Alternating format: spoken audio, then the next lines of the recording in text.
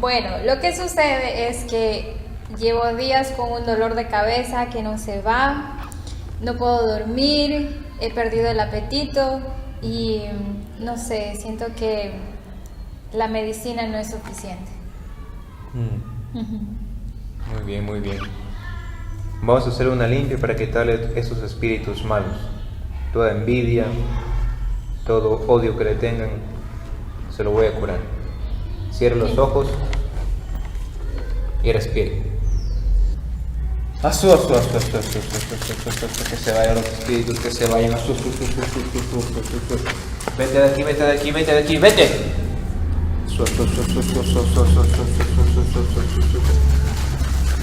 Ahora el huevo.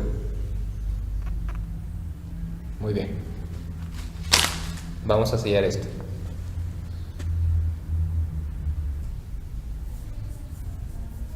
Muy bien.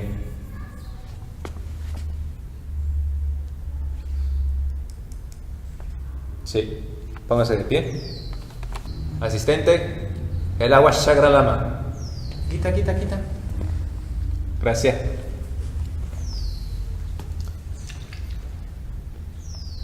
No se asusten, no se asusten.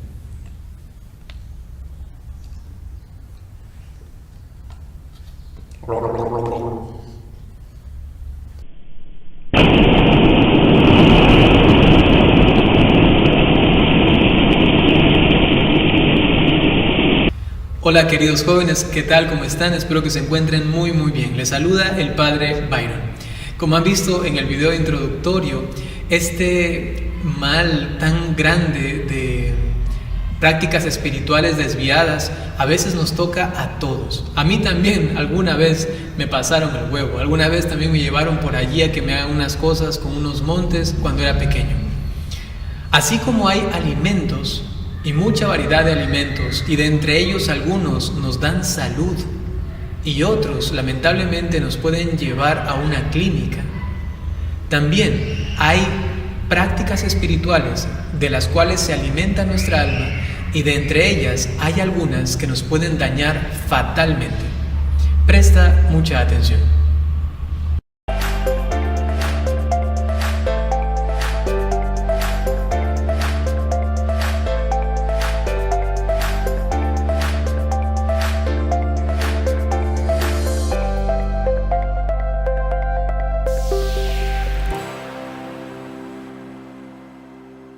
La nueva era.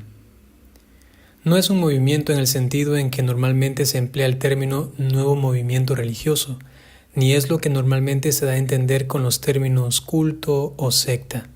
Es mucho más difuso e informal, ya que atraviesa las diversas culturas en fenómenos tan variados como la música, el cine, seminarios, talleres, retiros, terapias y en otros muchos acontecimientos y actividades.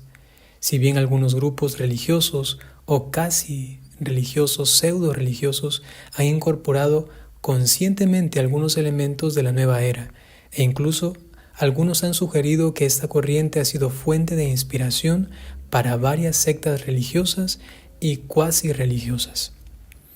Aun cuando se pueda admitir que la religiosidad de la nueva era en cierto modo responde al legítimo anhelo espiritual de la naturaleza humana, es preciso reconocer que tales intentos se oponen a la revelación cristiana.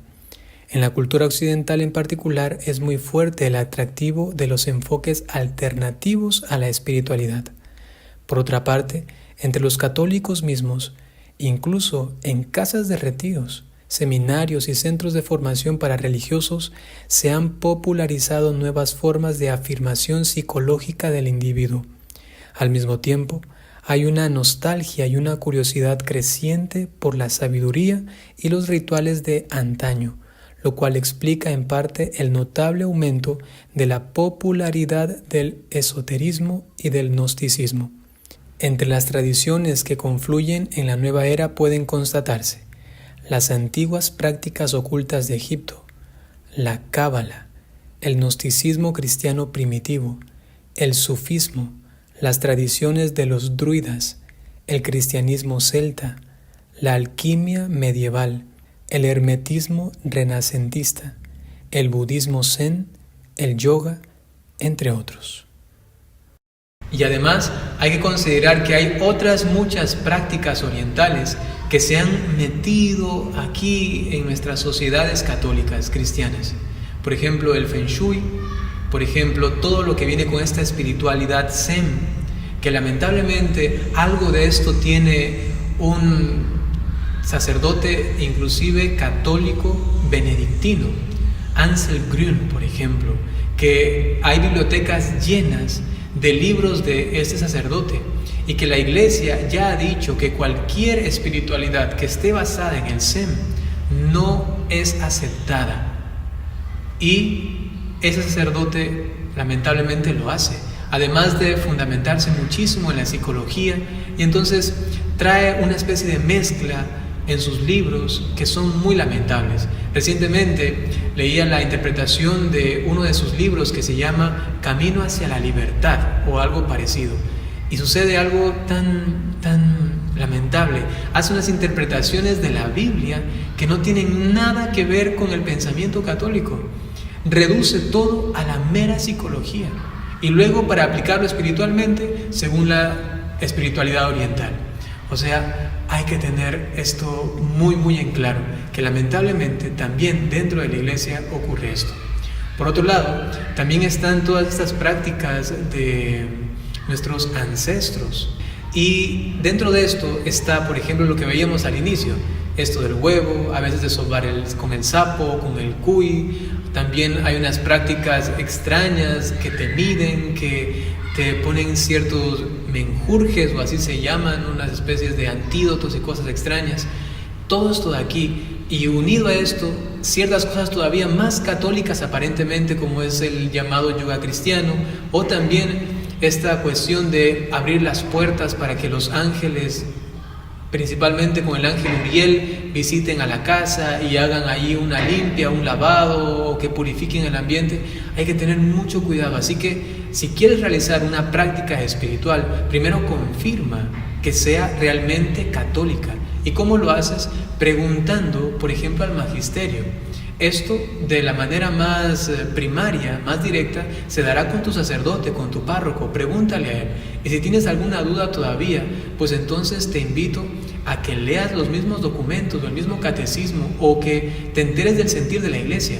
Por ejemplo, prácticas espirituales que son avaladas por la Iglesia Católica y que las animan a que las practiquemos son, por ejemplo, el Santo Rosario. Y el Santo Rosario tal cual como lo conocemos, no digamos poniéndole más o quitándole cosas. El que está aprobado por la Iglesia es este rosario, el tradicional que nosotros conocemos. Sé que hay actualmente muchos rosarios, yo que sé, a la Preciosa Sangre, al Santo Espíritu, el rosario de la Pasión de Cristo, el rosario de sacerdotes.